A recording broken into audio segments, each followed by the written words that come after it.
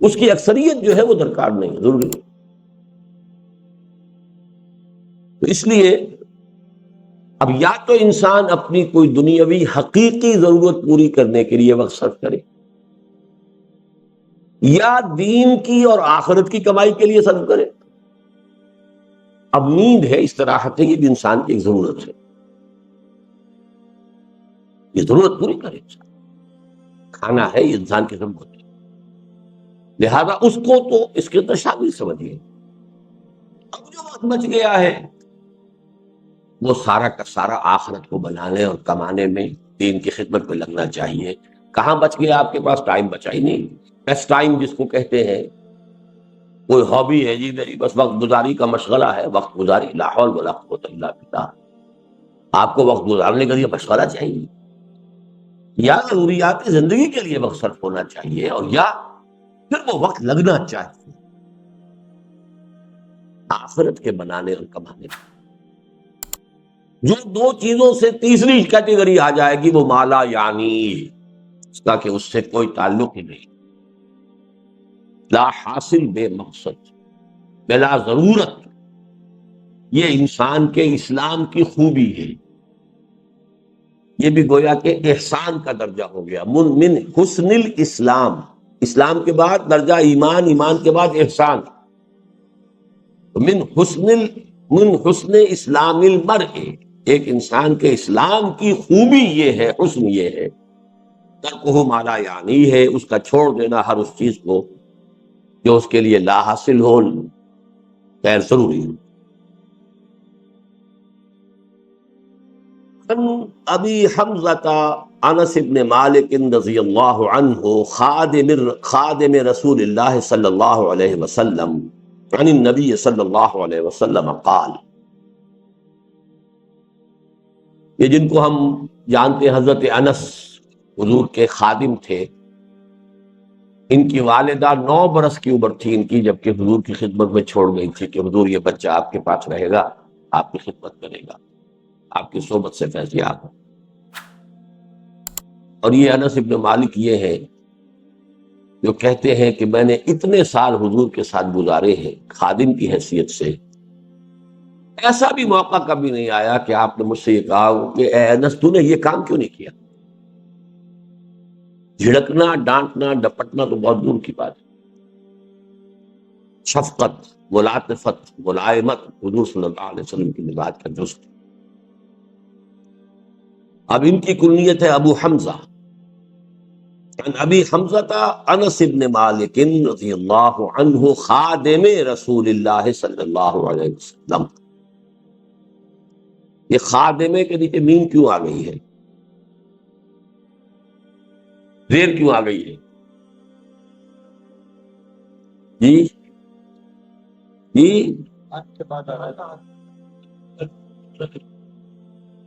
ان تو آ رہا انس سے پہلے،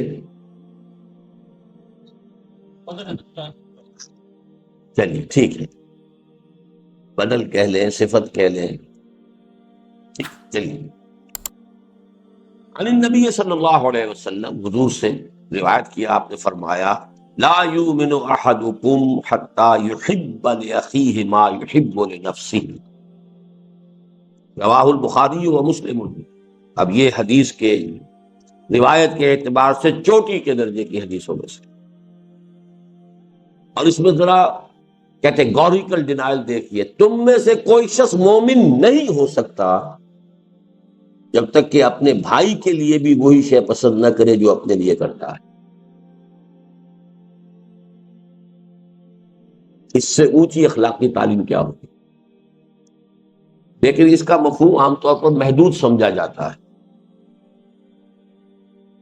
کہ آپ اچھا پہننا چاہتے ہیں تو اپنے بھائی کو بھی اچھا پہنائیں، آپ اچھا کھانا چاہتے ہیں تو اپنے بھائی کو بھی اچھا کھلائیں۔ اچھا، بھائی بھی ایک حقیقی بھائی ہے، ایک چچا زاد بھائی ہے، ایک بھائی جو ہے وہ دادا کی نسل سے چل کر بھائی بن گیا، یہ تو پھیلتا جائے گا، ہر انسان دوسرے انسان کا بھائی ہے، کم سے کم ہر مسلمان دوسرے مسلمان کا بھائی ہے، دائرہ تو پھیلتا جائے گا۔ لہذا ایک طرف تو گویا کہ لوگوں کی طرف خیر اور بر، تبرع، اس کی تلقین ہو گئی، لیکن اصلاً یہ حدیث ہم نے خاص طور پر جو کوٹ کی ہے وہ کس اعتبار سے؟ یہ دعوت دین کے لیے بنیادی موٹو ہے۔ آپ نے اگر دین کو اپنے لیے پسند کیا ہے اور آپ اپنے بھائی کو اس کی دعوت نہیں دے رہے تو آپ میں ایمان کی رمق بھی، آپ نے خود اپنے آپ کو جہنم سے بچنے کا تو سامان کر لیا ہے اور اپنے بھائی کو جہنم کی طرف جاتے دیکھ رہے ہیں، اور ٹک ٹک دیدم دم نہ کشیدم، ایمان کی رمق بھی۔ لا یؤمن احدکم، یہ دعوت کا سب سے بڑا موٹو، میرے بھائی، میری اولاد، میرے رشتہ دار، میری قوم، دائرہ وسیع ہوتا جائے گا۔ تنظیم اسلامی کا جو ہمارا تاسیسی قرارداد، اس کی پھر تشریحات ہیں، ہر شخص کو داعی ہونا چاہیے، اور دعوت کا دائرہ قوا انفسکم، اس کے بعد واہلیکم، اس کے بعد اپنا کنبہ قبیلہ، یا اس کے بعد اپنی قوم، یا قوم اعبدوا اللہ، اس کے بعد پوری نوع انسانی ہے۔ یہ سب سے بڑی خدمت خلق ہے، اس لیے کہ کھانا پینا پہننا یہ تو صرف اس دنیا سے متعلق ہے۔ جو آخری زندگی ہے، آخرت کی زندگی ہے، ابدی زندگی ہے، ہمیشہ کی زندگی ہے، اس کے خیر اور اس کی بھلائی میں آپ دوسروں کو شریک نہیں کرنا چاہ رہے، پوری طرف سے ایڑی چوٹی کا زور لگا دیں، کوئی ریجیکٹ کرتا ہے تو وہ اس کے دل میں ہے، اس کی جواب دہی وہ خود اللہ کے ہاتھ کرے گا۔ لیکن اگر آپ نہیں کر رہے ہیں تو آپ اس حدیث کی زد میں آ جائیں گے، لا یؤمن احدکم حتی یحب لاخیہ ما یحب لنفسہ۔ اب ایک حدیث آ رہی ہے کہ جو اسلام کے قانونی نظام کی ایک اہم ترین شق ہے۔ عن ابن مسعود رضی اللہ عنہ، رضی اللہ تعالی عنہ، قال قال رسول اللہ صلی اللہ علیہ وسلم لا يحل دم امرئ مسلم الا باحدى ثلاث، السيب الزاني والنفس بالنفس والتارك لدينه المفارق للجماعة، رواہ البخاری و مسلم۔ یہ بھی پھر روایت کے اعتبار سے بہت اونچی حدیث۔ نہیں حلال ہے کسی مسلمان کا خون، یعنی خون بہانا، اس کی جان لینا حلال نہیں ہے۔ لا یحل دم امرئ مسلم، کسی مسلمان انسان کا خون جائز نہیں ہے، خون بہانا، قتل کرنا جائز نہیں ہے، الا باحدى ثلاث، سوائے تین میں سے کسی ایک شکل کے۔ السیب الزانی، شادی شدہ زنا کرنے والا یا زنا کرنے والی، رجم، ظاہر بات ہے پتھر ماریں گے تو سر پھوٹے گا اور جسم کے اوپر لگے گا، خون بہے گا، مارنا ہے۔ والنفس بالنفس، قتل عمد کا مجرم اگر اس کے ورثاء جو ہے مقتول کے اسے معاف نہ کرے، یا یہ کہ خون بہا لینے پر آمادہ نہ ہو، تو اس کی جان لی جائے گی، اس کا خون جو ہے جائز ہو گیا۔ فالتارک لدینہ، اور دین کو چھوڑ دینے والا مرتد، المفارق للجماعہ، جو جماعت کے اندر مفارقت پیدا کر رہا ہے، تفرقہ ڈال رہا ہے۔ یہ جو ہے تین شکلیں، یہ ہے مسلمان کے قتل۔ چوتھی شکل ہے کسی کافر حربی کے قتل، چنانچہ جو بھی ہمارے سورہ فرقان کے آخری رکوع میں بھی آتا ہے، والذین لا يدعون مع اللہ الہا آخر ولا يقتلون النفس التي حرم اللہ الا بالحق ولا يزنون۔ تو قتل جو ہے بالحق وہ صرف چار شکلیں ہیں۔ کافر بھی یہ نہیں کہ جس کافر کو جب چاہو قتل کر دو، کافر حربی ہو، جس کے ساتھ جنگ ڈکلیئرڈ ہو، حربی کافر اور اس کے بعد مسلمان جو ہے وہ تین شکلوں میں سے ایک.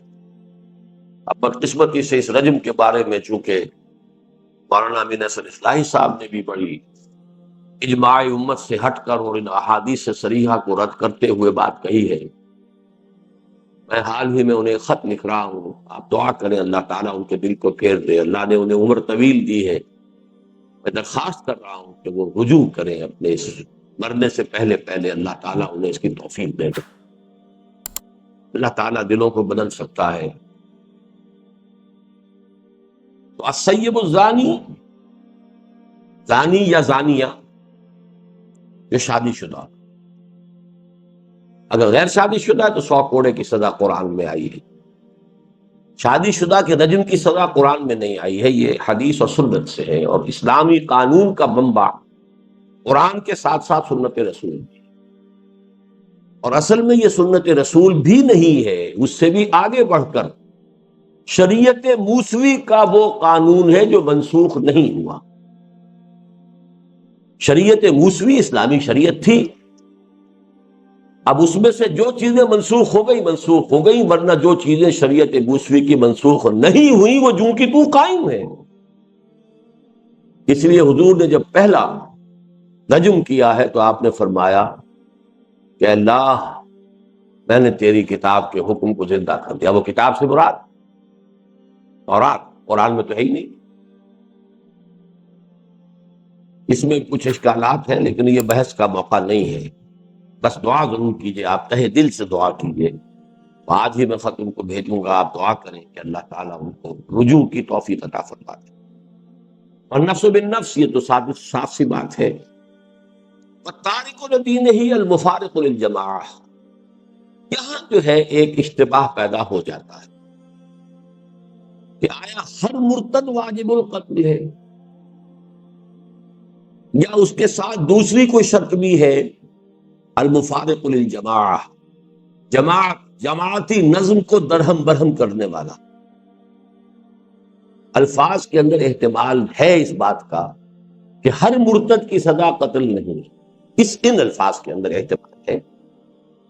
لیکن جو مرتد بھی ہو اور جو کمر کس لے اب اپنے اس ارتداد کے جراثیم کو اور پھیلا رہا ہو اور اس کے اندر فساد پھیلا رہا ہو، اس کے حق میں حضرت علی رضی اللہ تعالی عنہ کا ایک فعل بھی ہے ہمارے پاس کہ خوارج کے بارے میں، جن کے بارے میں کہ امت کا اجماع ہے کہ وہ اسلام سے نکل گئے تھے، مرتد ہو گئے تھے، لیکن یہ کہ حضرت علی رضی اللہ تعالی عنہ نے انہیں یہ کہا تھا آخری وقت تک کہ اگر تم لوگ فساد نہیں مچاؤ گے تو میں تمہیں کچھ نہیں. لیکن یہ بھی ایک بڑی فقہی بحث ہے، میں اس کی تفصیل میں جانا نہیں چاہتا اس وقت. مولانا اصلاحی کی رائے یہ ہے کہ ہر مرتد یہ جو ہے واجب القتل نہیں ہے، لیکن وہ مرتد کہ جو باغی بھی وہ واجب القتل. اس کے لیے کچھ گنجائش میں پاتا ہوں، اگرچہ اجماع امت کے خلاف وہ بات بھی جاتی ہے، لیکن حدیث کے الفاظ میں کہنے کے لیے کسی شخص کو کوئی گنجائش نہیں. المفارق للجماعہ، کسی شخص نے بس ایسے ہی اپنا خاموش بیٹھا ہوا ہے، ہو سکتا ہے کچھ دنوں کے بعد رجوع ہی کر لیں، عقل درستی ہو جائے. تو یہ صرف ان الفاظ کے اندر احتمال کی وجہ سے میں نے کہا ہے کہ اس معاملے میں کوئی بات اگر شخص کہتا ہے تو اس کے لیے ایک بنیاد موجود ہے. عن ابی ہریرہ رضی اللہ عنہ ان رسول اللہ صلی اللہ علیہ وسلم قال من كان يؤمن بالله واليوم الآخر فليقل خيرا أو ليصمت ومن كان يؤمن بالله واليوم الآخر فليكرم جاره ومن كان يؤمن بالله واليوم الآخر فليكرم ضيفه رواه البخاری ومسلم. اب یہ دیکھیے، یہ اخلاق کے ضمن میں اعلیٰ اخلاق، عمدہ اخلاق، انسان کے کردار کی خوبی اور بلندی، اس کے اعتبار سے نہایت خوبصورت حدیث ہے. جوامع الکلم میں سے یہاں پہ لفظ آ رہا ہے حسن الاسلام، نہیں یہاں نہیں. من کان یؤمن باللہ والیوم الآخر، جو شخص بھی اللہ اس یوم آخر پر ایمان رکھتا ہو، سب سے پہلی بات تو یہ ہے کہ وہ زبان کو کنٹرول میں رکھے، فَلْيَقُلْ خَيْرًا أَوْ لِيَصْمُتْ، یا تو اچھی بات زبان سے نکالے اور یا چپ رہے۔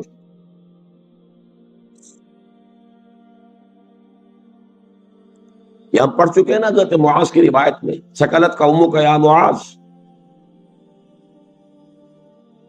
یہ زبان کے جو حصائد السنہ ہیں یہی تو سب سے زیادہ جہنم میں لے جانے والے ہیں۔ کنٹرول۔ اسی لیے خطبہ نکاح میں جو آیات حضور پڑھتے تھے ان میں سورہ احزاب کی وہ آیت ہے، یا ایھا الذین آمنوا اتقوا اللہ وقولوا قولا سدیدا۔ یہاں خیر کہا، سدیدہ کہا، صاف سیدھی بات، عمدہ بات۔ زبان کا استعمال خیر میں ہونا چاہیے، شر میں نہیں ہونا چاہیے۔ اللہ کی دی ہوئی ایک امانت ہے، اللہ کی دی ہوئی ایک صلاحیت ہے، ایک بہت بڑا اللہ نے آپ کو ایک ذریعہ دیا ہے اظہار ما فی الضمیر کا، اس سے خیر قبول ہوا ہے۔ من کان یؤمن باللہ والیوم الآخر فلیقل خیرا او لیصمت، خاموش رہے، بولنا تو ضروری ہے۔ اسی لیے من صمت نجا، جو خاموش رہا اس کی نجات ہو جائے گی۔ مطلب یہ جو کم سے کم گویا ہو وہ گویا کہ زیادہ سے زیادہ محفوظ ہے۔ زیادہ جو ہے گویائی جو ہے وہ یاوہ گوئی کے اوپر کی طرف بھی انسان کو لے جا سکتی ہے۔ بسیار گوئی جو ہے اس میں اندیشے زیادہ ہیں۔ کم گو ہونا یہ در حقیقت میچورٹی کی دلیل ہے، آدمی میچور انسان۔ ومن کان یؤمن باللہ والیوم الآخر فلیکرم جارہ، اور جو شخص بھی اللہ اور اس کے اور آخر پر ایمان رکھتا ہو۔ اب دیکھیں یہاں پر ایمان بالرسول کا ذکر نہیں ہو رہا، کیوں نہیں ہو رہا؟ ایک تو چونکہ حضور خود کہہ رہے ہیں تو بار بار اپنے اوپر ایمان کو ریپیٹ کرنا یہ بھی ایک بامروت انسان کے لیے ذرا کوفت کی چیز۔ دوسری بات کیا ہے کہ یہاں موٹیو کی گفتگو ہو رہی ہے، موٹیو دو ہی ہے، اللہ کو راضی کرنا، آخرت کی سزا سے بچنا۔ اعمال میں وہ جو آیت البر کا جو درس ہے ہمارا درس نمبر 2، نیکی کا موٹیو وہ ایمان باللہ اور ایمان بالآخرت سے متعلق ہے، نیکی کی فورم اور اس میں توازن یہ ایمان بالرسالت سے متعلق ہے۔ تو یہاں موٹیوز کی بات ہوگی۔ ومن کان یؤمن باللہ والیوم الآخر فلیکرم جارہ، اب اس پر لازم ہے کہ وہ اپنے پڑوسی کا اکرام کرے، عزت کرے، احترام کرے، اس کی عزت نفس کو مجروح نہ کرے۔ کوئی غریب ہے تو ایسا نہ ہو کہ تمہارے عللوں تللوں سے اس کا دل مجروح ہو، اس کے بچوں میں احساس محرومی پیدا ہو۔ یہی وجہ کہ فرمایا کہ اگر اپنے بچوں کے لیے پھل لے کر آؤ تو اپنے پڑوس میں ضرور بھیجو، اور اگر اتنے ہی کم لا سکتے ہو کہ نہیں بھیج سکتے تو کم سے کم چھلکے دروازے کے باہر مت پھینکو۔ پڑوسی کا بچہ نکلے گا باہر اور اسے معلوم ہو کہ اس گھر میں آج آم کھائے، اب وہ احساس جو ہے محرومی کا اس میں شدت سے پیدا ہو، جا کر کہیں دور پھینکا۔ اس درجے باریک بینی کے ساتھ جو ہے یہ اخلاق حسنہ کی تلقین محمد رسول اللہ صلی اللہ علیہ وسلم۔ ومن کان یؤمن باللہ والیوم الآخر فلیکرم ضیفہ،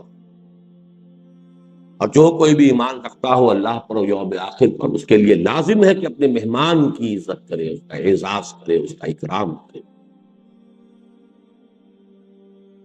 یہ جو مہمان نوازی ہے اصل میں یہ بھی حسن اخلاق میں سے ہے، اور واقعہ یہ ہے کہ جب تک تمدن فاسد نہیں ہو جاتا،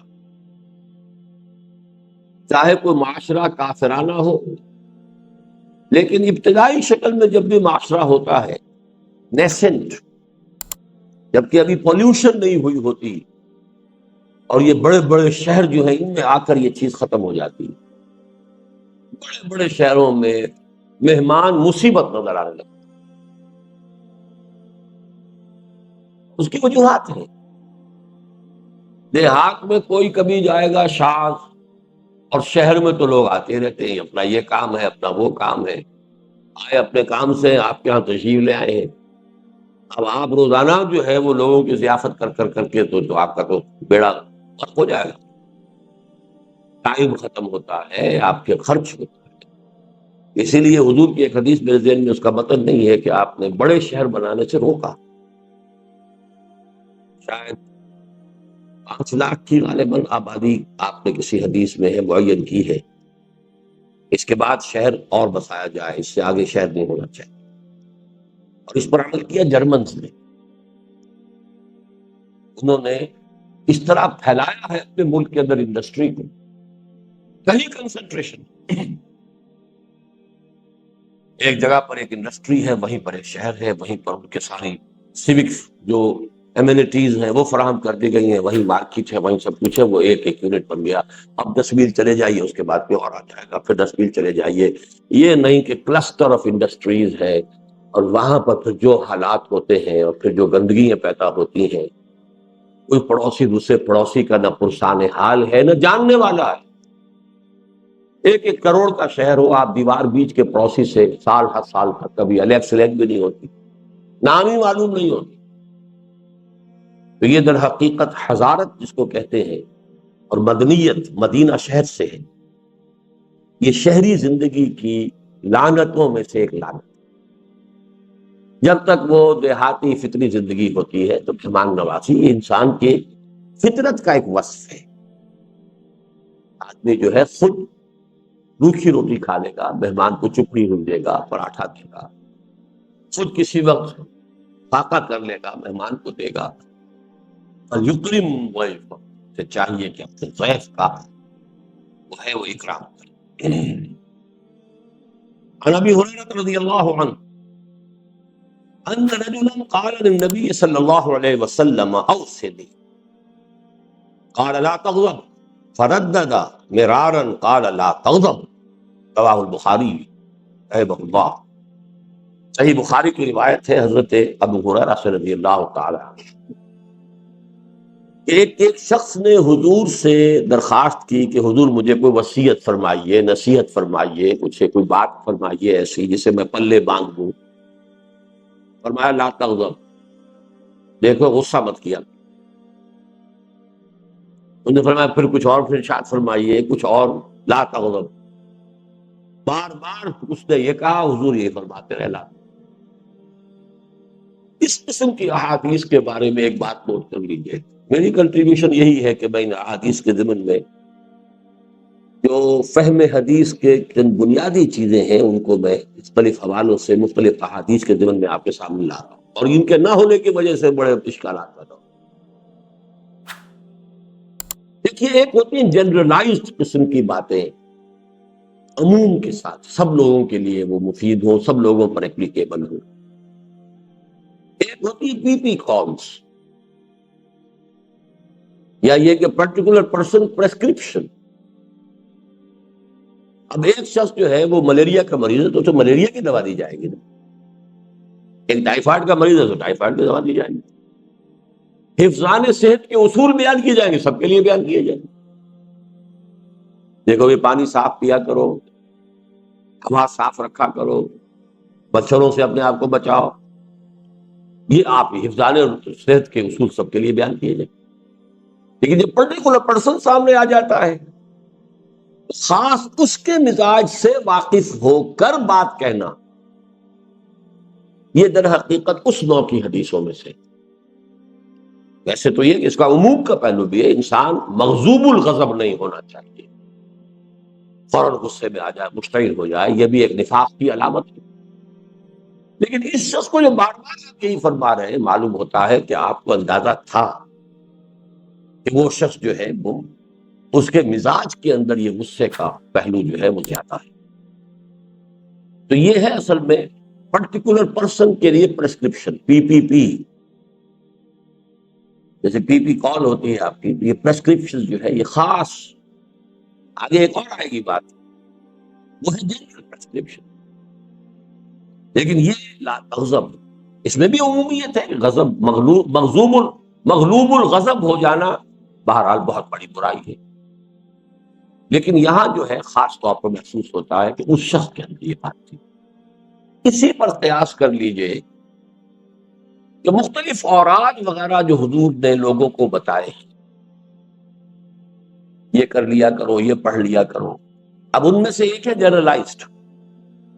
مثلا تسبیح فاطمہ، ہر نماز کے بعد یہ 33 مرتبہ سبحان اللہ، 33 مرتبہ الحمدللہ، 33 یا 34 مرتبہ اللہ، یہ عام.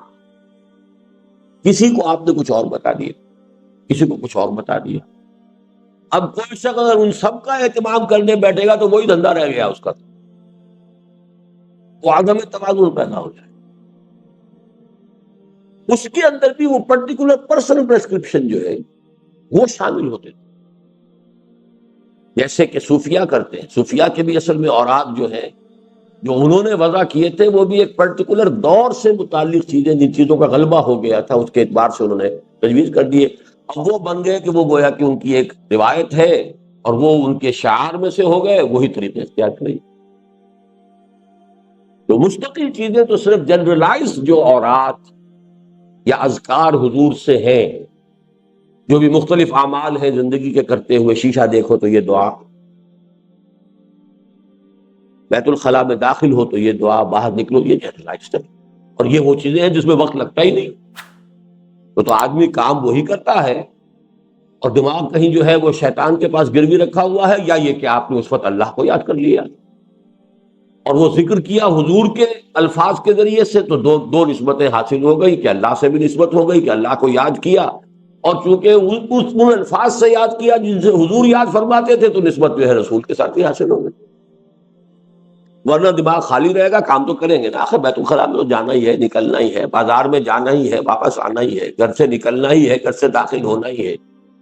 لیکن ایسے کپڑے بدلے ہیں، شیشہ دیکھا ہے، تو ان ساری چیزوں کے اندر، اور آج یہ جنرلائزڈ یہ ہر شخص کر سکتا ہے. لیکن ایک یہ کہ اس طرح پڑھ لیا کرو، یوں کر لیا کرو، اس کے اندر دیکھنا چاہیے کہ اس میں کوئی پرٹیکولر پرسنل پریسکرپشن کے پہلو ہو سکتے ہیں. اس پہلو سے یہاں پر اس حدیث کے اندر اس اصول کو سمجھتے ہیں.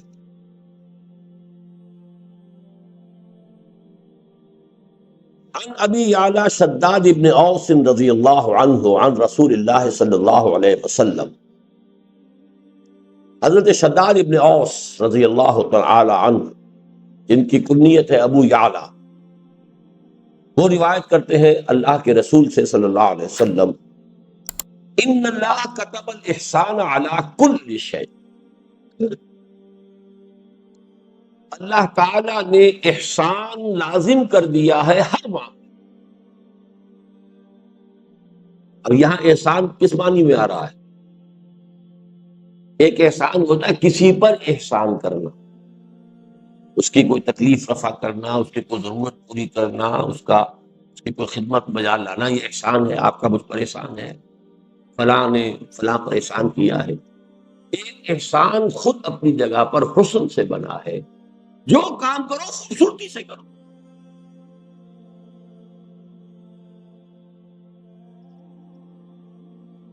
اور وہ احسان اسلام جو ہے اسلام پر تمہارا عمل خوبصورتی کے ساتھ. ایک ہے نماز جیسے ہوئی مارے باندھے پڑھ لی ہے، ٹکرے مار لی ہے، نماز تو چلیے شاید ہو ہی گئی ہو، خوبصورت نماز تو نہ ہوئی نا. تمہاری نماز خوبصورت ہونی چاہیے، تمہارا حق جو ہے فعل جو ہے اس کے اندر حسن ہونا چاہیے. یہ گویا کہ جسے جلال اور جمال کہتے ہیں، تو جمال کا پہلو بھی ہر شے کے اندر جو ہے. اب اس کی مثال دیکھیے، فَإِذَا قَتَلْتُمْ فَأَحْسِنُوا الْقَتْلَ، قتلہ اگر قتل کرنا ہے تو خوبصورتی سے قتل کرو.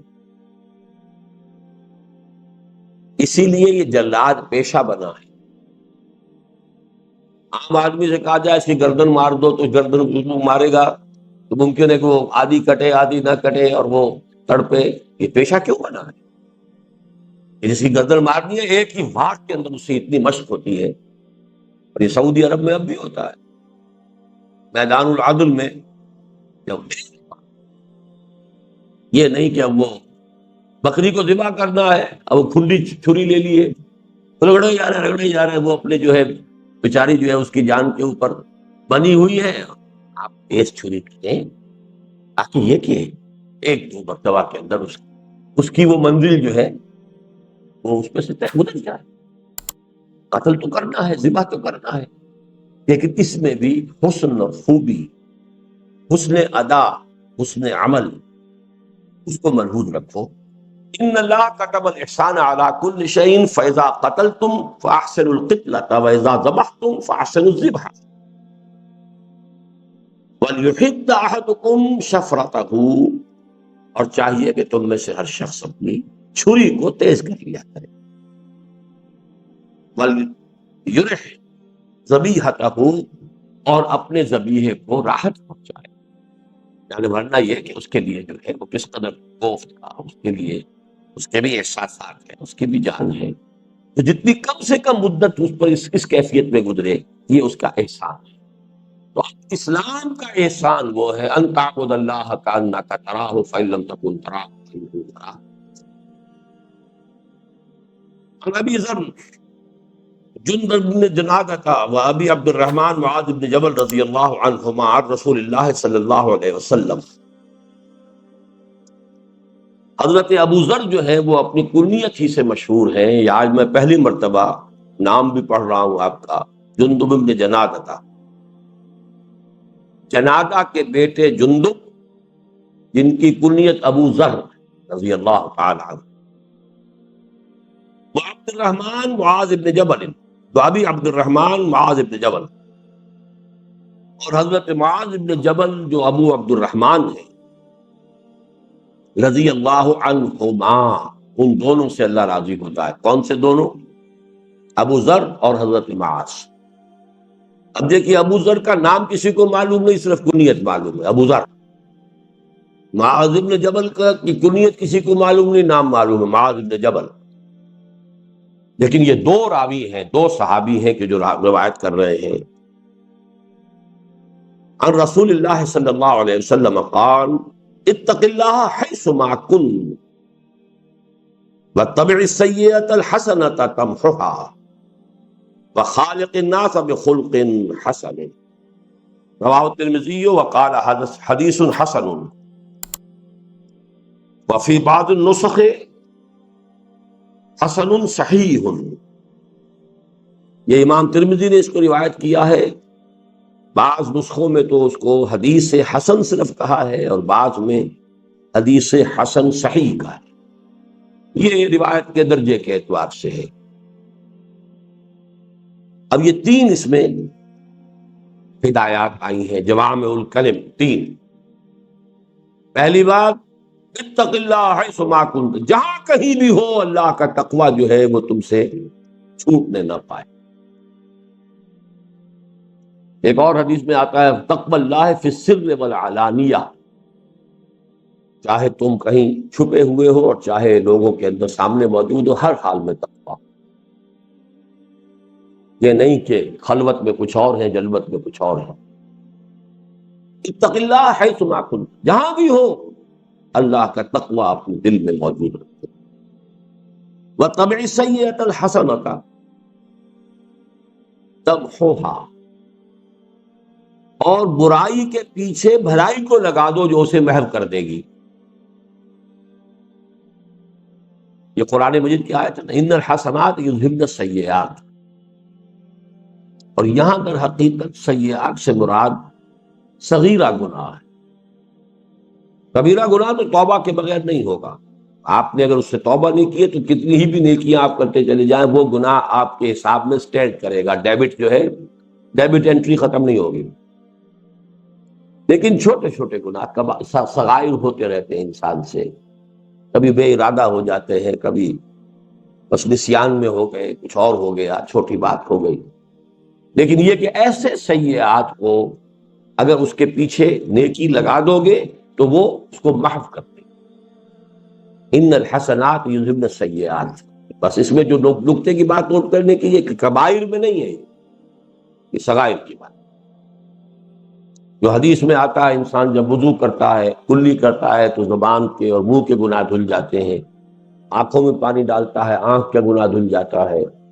ہاتھ دھوتا ہے تو ہاتھ کا گناہ دھل جاتا ہے. تو یہ در حقیقت وہی صغائر جو انسان سے سرزد ہوتی. السلام علیکم ورحمۃ اللہ وبرکاتہ. اس طرح کی مزید انبیٹیبل ویڈیوز دیکھنے کے لیے ہمارے اس چینل ایٹرنل فیتھ کو سبسکرائب کریں. آپ کا شکریہ.